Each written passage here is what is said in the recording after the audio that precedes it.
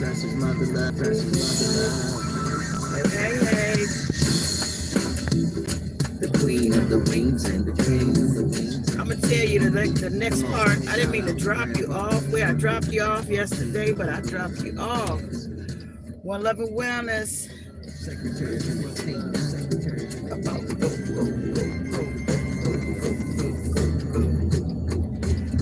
I'm Precious MotherLove. You're listening to, watching, and joining me for Heart Happy Hour.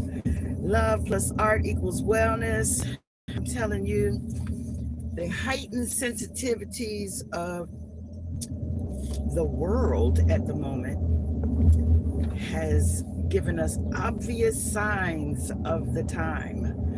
And yesterday I came to a recognition that we are in Revelations. The white lions, the white whatevers, the rhinos, the white giraffe, the white buffalo, all of those white things appearing were supposedly signs. But the signs and symptoms of the times of now are, as a result, we're sensing and feeling things to an utmost and higher degree of things. Our super senses have activated us to a place of where we can overload our senses to a much higher degree. With our screens having these transmitted emissions of data, we've got data overload, sensory overload if you can't handle it. So we've got a lot of people that are going into mental states that are not as coherent to the balance. Like, the more you're able to extend your sensitivities, the more you're capable of receiving data through your senses. So you broaden your potential. Let's see, am I going to have to turn here? I'm turning here. I'm turning at the next loop. Okay, we're programmed from youth now. Our youth are so used to this blue light or whatever extra sensory overload. They are so capable of handling it and balancing it. The elders, or, in my age group, we actually may not be as swift at it as, the younger are. Yield, going into traffic. Got it. Okay, we are expanding our ability and the data bandwidth that we are capable of ingesting, digesting, suggesting. Whatever the case is that where we are now, our sensitivities, our senses are at a peak place, because not only is AI involved with, helping us to become faster, stronger, wiser, more swift at our activities. And if we incorporate it properly and things start moving in such a way that, things are humming right along, and you're capable of operating on all fours, at that stage, folks can burn out pretty fast unless you are building up your chops and able to handle it. But anyway, two things I want to say about our super sexuality. Being in sales and marketing, in that industry where you're in the public often, being accepted or rejected often. It is what I was told as like a 20-something-year-old was that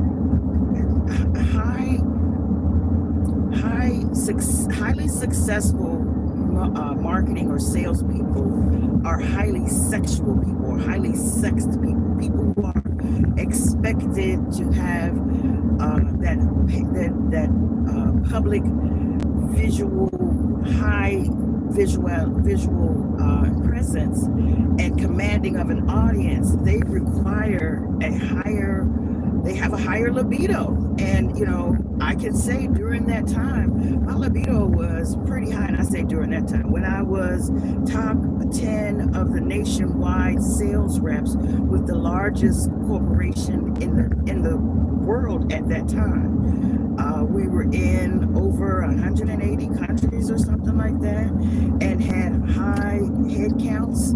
I was in staffing and marketing, and I did a lot of multi-million-dollar contracts. And during that time, you know, I'm dealing with all these, you know, C-suite level personalities, and, you know, each of them pamper themselves. Each of them, you know, coddle themselves in whatever those ways are. You know, a lot of them drink and smoke. And I'm just saying, you know, when you see lawyers and people who have that high visibility and under high scrutiny in the public eye on the regular, and have to have that yes and no, or accept or don't accept, you know, in check, like I don't care, like carry that energy, like whatever, I'm still a winner, you know, I'm still the one, you know, I'm still the chosen, I'm still you still choose me. I'm still high on the charts, I'm still being rewarded for my success. So I'm just talking about the libido. I don't know, you know, I'm not going to say the parameters to which they go to satisfy that. That actually goes along with where I left off from yesterday, which was that we, you know, at first you couldn't even see a married couple in the same bed. You know, I don't know if did we ever see Bewitched?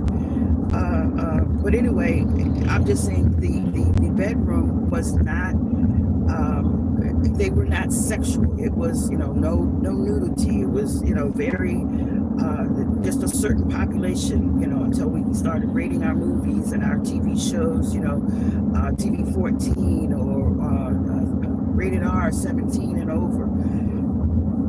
And then there was that X category, which the X category has even grown into whatever extensions, you know, because of the however many alphabets they are now. There are so many alternatives. And so I'm saying that we have now, like, just as though evolution has occurred in our sexuality, in that, you know, what used to be missionary and basic, you know, has been raised to new levels and new heights. I'm not going to get into each one of those letters, but let's just say this: those that are those letters, when they claim that letter and live that as their truth, then I see them as being pretty. And you know, when you say the word gay, you know, it really means happy. And so, you know, a lot of folks are happy in the place of living in what they have chosen versus what's been chosen for them, you know. And I can't say what's right or wrong for anybody but me. I'm living my true self in ways that, you know, others might not see it as like a place of comfort, you know, in the way that I operate. You know, it's individual. It's me. So, but what I'm saying about the super sexuality or super senses have been activated. You know, with all of the not distractions, but the energies that's coming our way.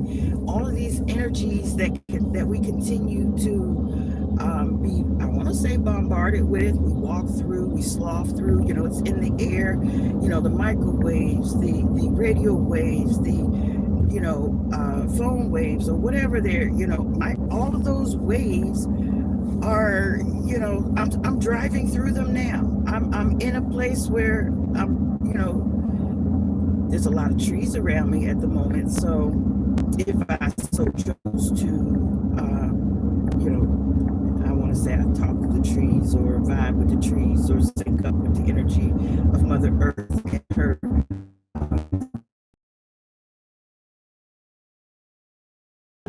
part of what's sense on this side of the ground. You know, there's a lot of underneath the ground, and I want to say that's a mycelium, but you know, we have a mycelium as well, and we're connected to things through this mycelium, the air. which, in all its contents. But in any case, I wanted to say that I believe that we are in a time where our senses have been activated to such a high degree. We have got the indigos, we've got our, all the generations as we progressed and have evolved into the being in species the way that we are now with all our proclivities and alternatives. I knew I was seeing a lot of lights go around, but these are, I was wondering why I was like that. They're noticing. I don't know if you can see them. Can you see them? I hope I didn't just mess up. Every time I touch the doggone phone, I hope that you were able to hear me properly. And I won't do any more of that handy dandy camera option anymore. But let's just say this. I got it out my system. I want folks to know that, trisexuality, our sexuality as a species right now, folks are living their truths. And, I believe that some of the excitement of living the down low lifestyle, some of the excitement of living the alternative lifestyle, there's excitement for living it on both sides of that coin. So some people get the excitement of, the hush hush, the hidden, the me and Mrs. Jones scenario. Hi, Mr. Officer. Hi, Officer Friendly. They're riding next to me, and I don't want to do the handy dandy camera action anymore, because even though they're right next to me, that cord that's on it hinders it from doing much else. So, back to the story about supersensuality. Do I have some music ready? Anyway, so our sensitivities have been pushed to the levels. We have exceeded our ceiling. We have raised our bar. We have raised the ceiling. We have raised the roof on what we'll accept. The parameters. There's no box anymore. That it's like they should. Our population increase. I don't know. There's probably some wavering because of the alternatives that have come about. But there's enough people or enough females, enough women, and maybe even enough men, because I believe men also get their surrogates. Men couples will reach out and say, hey, I still want to have some offspring. I still want my namesakes. I still want for my lineage to continue. Some folks have that maternal and paternal desire, and so that has fed into the copulation factor, or the fact that we still have population increasing, maybe not at the same rates that it was when it was more heterosexual satisfaction that was being pushed. And it's been pushed in every direction right now. We've had hermaphrodites forever. That's not a new thing. There are those who are born with both parts. And prior to the existence of this particular species that we've evolved to, it was said that there were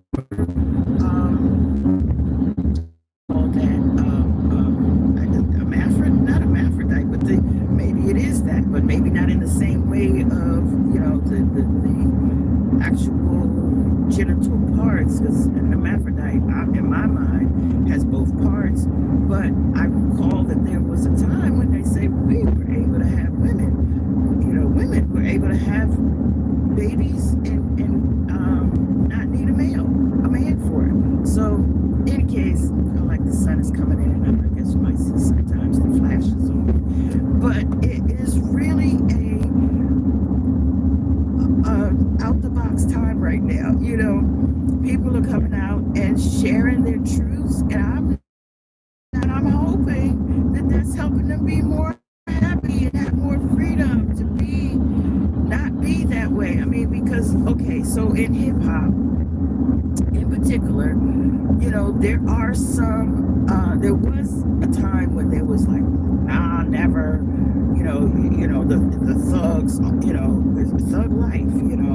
But there was always that behind, and I say always because you don't know who is on the DL and how long it's been that they've been doing it. But it's been a part of our,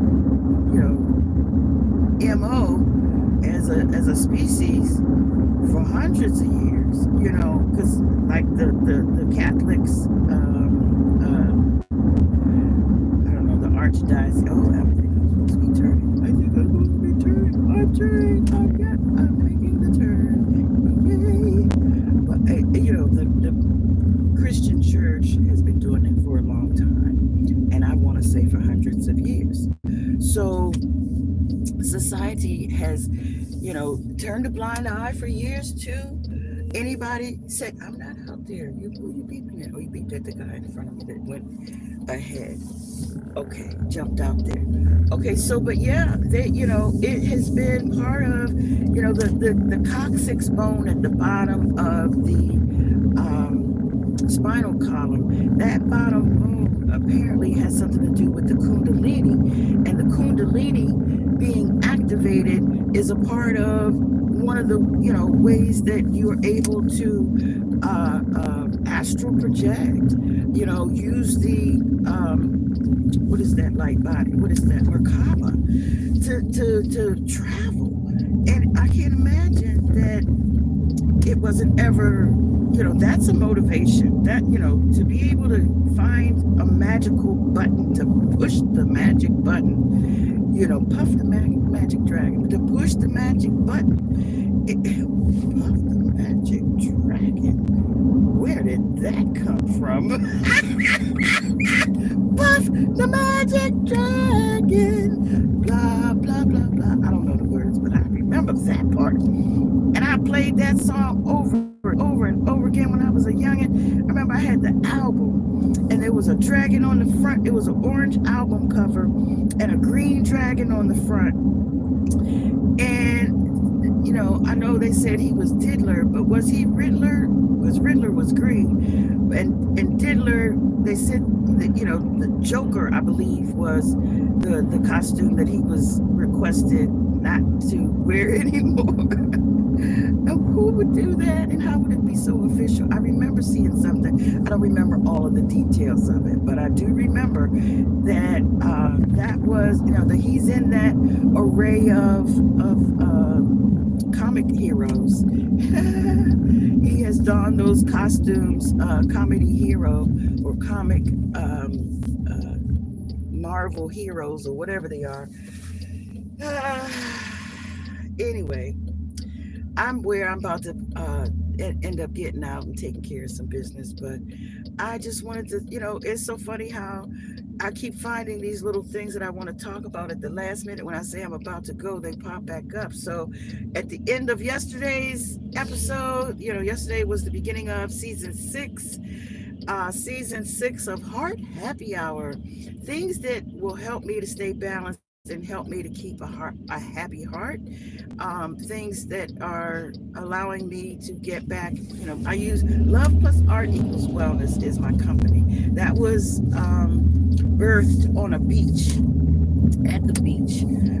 My daughter and I were on a sabbatical, and she was my midwife, nursing me to deliver this new way of wellness, new way of lifestyle, which was being delivered to me in parts and pieces. And one of the pieces was the 5 words of supernatural wellness. And the other was to run my business in such a way that I was able to assist others in learning the wellness ways and the wise ways of wellness that I have in the past had to experience or lived through, and want to share with others, because sometimes it seems like if I'm given that opportunity over and over and over again, it's like I learn it this way. Like I have a groundhog effect sometimes with some of the things that are that are being used for my ways of wellness and words of wisdom. So, one of the things that I left off on the end of yesterday's episode, again, that was the first episode of the season 6, I actually spoke to on the way out about me having experiences of the dream. I mean, of the movie about dreams, Inception. I had some experiences where I was, I think this is a great place to park right here for now. Is there a parking place next to that one up there? Oh, yeah. Damn, I missed that one. That would have been the perfect space. Is he? Oh, he's pulling back. Okay, so I can pull up. Y'all, bear with me for a second. So, yes, I had a dream. Oh, damn, that's where he parked at. Okay, so let's see if I can get this other one. If you'll allow me to get that one. Oh, damn, that's not good. Okay, so I tell you what, I'll watch out for that lady to come out, and I'll take her space when she comes out, because that's the space that I'll put right there, right where she is. And so I'll take the time to speak to you guys and finish. Okay, don't hit the vehicle next to you, and stay in your lane. Stay within the lines. All right, got it, got it, got it. Thanks for your patience. All right, now I'm here. Okay, so yeah, I had a dream that I was dreaming in my dream. And in my dream, I was dreaming that I was dreaming. Because I woke up in my dream and said, wow, I had a dream about me dreaming. And I I felt myself wake myself up in my dream. Now, I learned how to do a lot of things as a child in my dreams. You know, I started jumping off the top of things, you know, the top, uh, the landing at the top of the steps. I started there and started flying there. Then eventually I was on the top of buildings. Eventually I could just jump and, you know, go straight up and fly. At some point I was able to jump onto airplanes or crawl out onto the wings of airplanes. At some point I was at the helm or the front, the very front of the airplane. So, you know, and these are things that have happened as, you know, over the years. I've waken up in dreams as well, where you know, I understand, oh, this is a dream. So not to say that I was asleep in the dream, but previously I've had dreams where I know I'm in the dream. So why don't I just go ahead and, you know, frick it? Ooh, ain't that something? And that's what you would call it. You know, there were times when I would be like, you know, getting busy, getting it in my dreams, you know, because I go into mode where I'm like, you know, I like Neo has his martial arts, and I've been trained in martial arts, but in addition, I don't know what comes first, the chicken or the egg. Did I learn it in my dream first, or did I learn it in real life first? Because in my dreams I was always cold with it, always whipping, I mean, like beating tigers, lions, bears, like whipping groups of people. But I've done that in person. 8th grade, it became a riot. Some girls that didn't like me were at the table talking about who they were getting ready to get after lunch.